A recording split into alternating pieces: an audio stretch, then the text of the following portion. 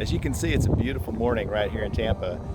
Beth and I are actually at Cypress Point Park, which is at the west end of Cypress Street, and that's Tampa Bay right behind me. And we've got invited this morning to tour a beautiful place and meet some great people who are making a difference right here in our own city. Come along with us for the ride. I think you'll enjoy it. I'm Bruce Johnson, and Tampa has always been my home. I love helping my clients with their business insurance, but my real passion is giving back to the community that's just given us so much. Join my wife Beth and me as we explore what it means to give back and change lives, and how you can join in too. Let's go. So after a short ride down Cypress Street and across Dale Mabry, we come to this exciting new development called Midtown. It's about halfway between West Shore and downtown. But that's not why we're here. We're actually here to see an even more inspiring place. It's at the end of a dead-end street called Clearview. It's tucked directly behind Midtown and almost right up against the interstate. We never even knew it was here. And it's called the Faith Cafe. And local attorney, longtime board member, and past president Greg Jones was kind enough to give us a tour. Now normally when we have food, we'll have three large containers about this size by this size with the hot food. And there'll be a vegetable, there'll be a starch, there'll be a meat, there'll be a bread, and then that's usually where we serve one food, if you will. From what I read, your volunteers actually serve the guests. Like the guests will come in and sit down, and then the volunteers serve them. They don't wait in a line or anything, right? They come in and they sign in, and they'll sit down, and we'll have 8 to a table. They'll sit down like you're at an Outback, and we bring the food, and they get up and they leave. We take and bust the food, plates, wash the food. So it's just like they're kind of coming to a restaurant or something. They get the same dignity and respect as if they're going in to eat. Somebody takes care of them, brings them their food, and then takes it away and cleans up afterward. Absolutely, that's a big thing for us. Is that we want to make sure they're comfortable. And they don't do anything at all. That's fantastic. How many guests do you guys normally serve on a typical day? Typically Monday through Saturday, I would say we go averaging between 60 and 90, depending upon the time of the month. So we're right here just between Dale Mabry and Himes by 275. It's like Beth and I, we had no idea there was even that many homeless or hungry people in this general area. When you're just driving around normally, you don't see it. Most of our guests come by bicycle, they'll come by foot. More and more I'm seeing people come by car.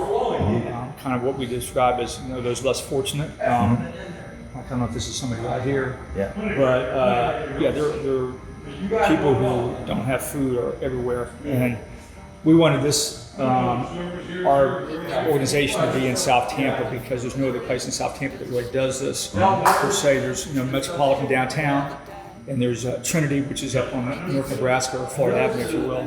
So this is a good location for us because it captures the South Tampa folks. Great. Yeah. And something I wanted to ask about is this isn't your full-time job, right? No. You've got a successful law firm for many years, right?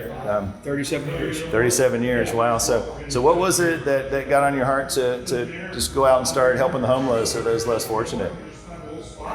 It's not really anything but everything. If that makes any sense. When our kids were young, when they were probably 4 and 5, or maybe a little bit older than that, we started bringing them here at the old place on Kennedy. It just became a way of life for us, kind of a family function, and that morphed into this. Wow. I've been on the board for many years. I was past president. And it's just, it's one of these things that selfishly you probably get out of it more than you put into it. Absolutely, yeah. It's better feeling than just about anything, right? Absolutely. Yeah. It's a great place. And people like this are just salt and pepper of our organization. Hey, come here, young man. Yeah, come here. I want to brag on this guy here. This is one of our longtime volunteers. This is Josh.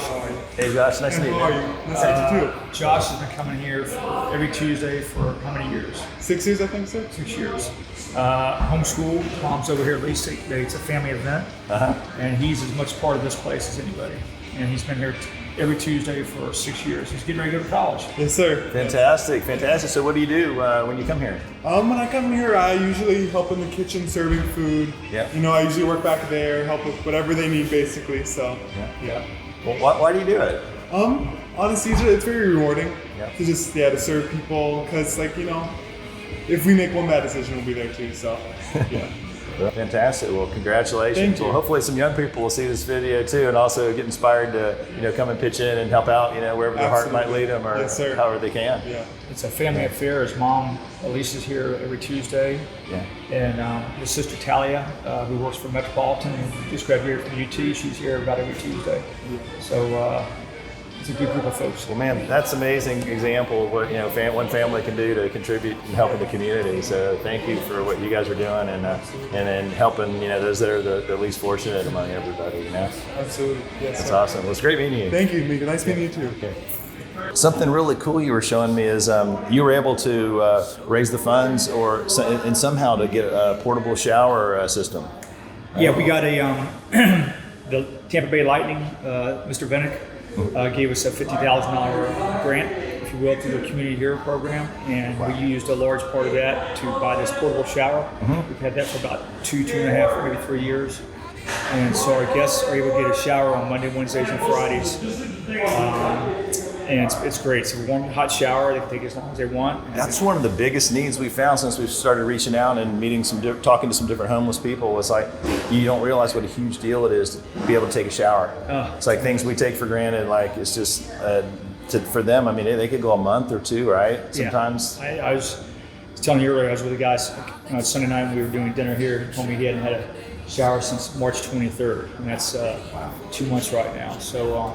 And especially now during the COVID crisis, where I know downtown, a lot of the public facilities, restrooms and things are closed down where they might normally be able to go in and wash up, but everything's locked. So there's that's a good point. Right around the corner in Farland Park, there's some public showers there, but they're all locked up now. So so it's even harder if you're homeless. You think it's hard for us that we get to stay home and with our TV and Netflix and all the conveniences. Imagine being homeless, during this crisis. It's really been super hard on them. But the fact that you guys have stayed open even though they can't come in, they can still come and get food, and they can still come get a shower.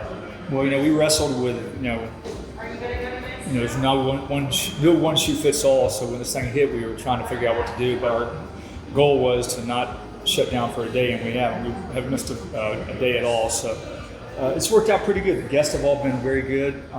We really have had very little complaints. We got a great, we have a regular group of people who come pretty much every day to eat, and they're all very appreciative for the most part. So it's a win-win on both sides. Absolutely. So just if there was someone that happens to see our video or that we connect with that has a heart for what you guys are doing here, how can somebody get involved or help out? Sure. Probably the best way is to go to our website, faithcafetampa.org, and that'll tell us all about it, tell you all about us. Yeah. And actually, if you want to volunteer, that's where you register. And there's days of the week that you can volunteer. You can go online, and that's kind of the first place that you start. And then just kind of fill out the paperwork, show up, and then there's ways to donate financially also on the website.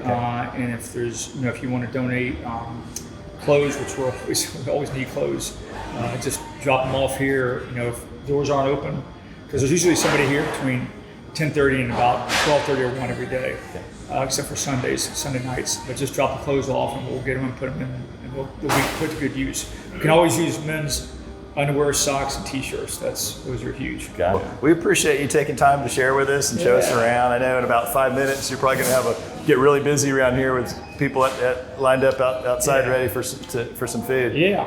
I'm hoping sometime maybe June or July we'll be back to serving regular meals. So if you guys want to come back in and see what we do, we'd love to have you back. So if Tampa has been good to you like it has for Beth and me, and you like the idea of helping 60 to 90 people every day get a warm meal, fresh clothing, and a warm shower, consider getting involved and helping these guys out.